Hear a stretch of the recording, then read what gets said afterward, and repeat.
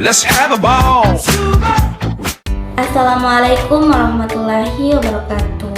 Perkenalkan, nama saya Siti Umawati Esfabanyo.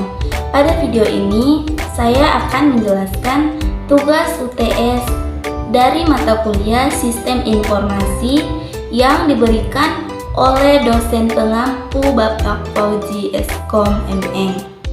Langsung saja pada materinya ya guys. Yang pertama, jelaskan apa itu sistem informasi dan manfaatnya.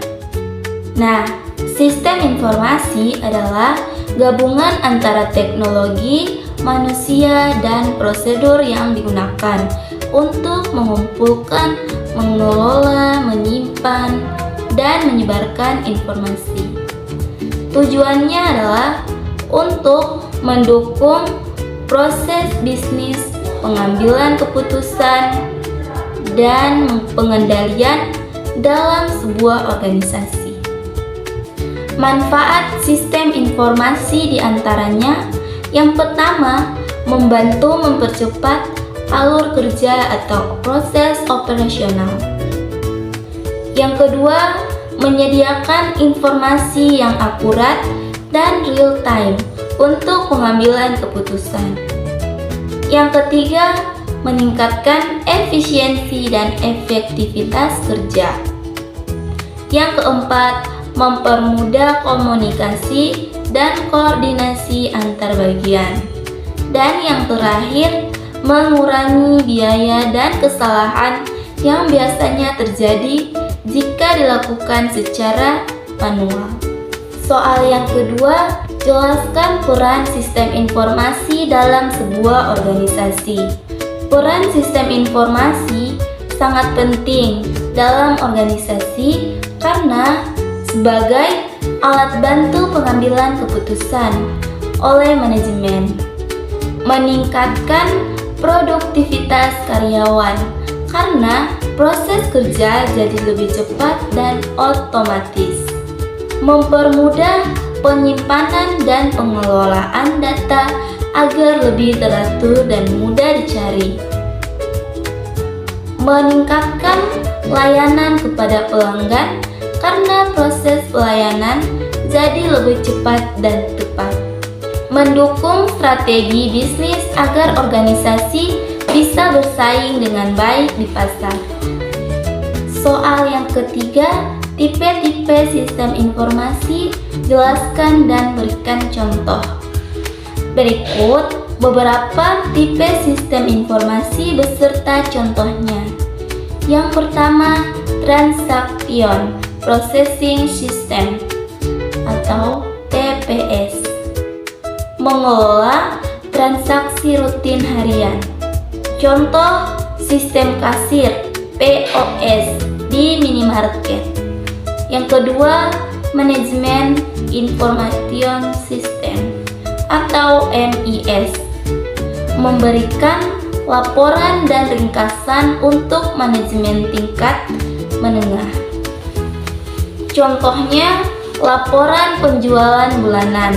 Yang ketiga, Decision Support System atau DSS, membantu dalam pengambilan keputusan berdasarkan analisis data.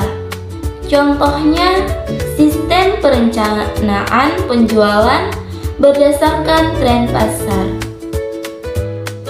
Yang keempat, Executive Information System atau EIS, menyediakan informasi yang ringkas dan strategis untuk pimpinan tertinggi.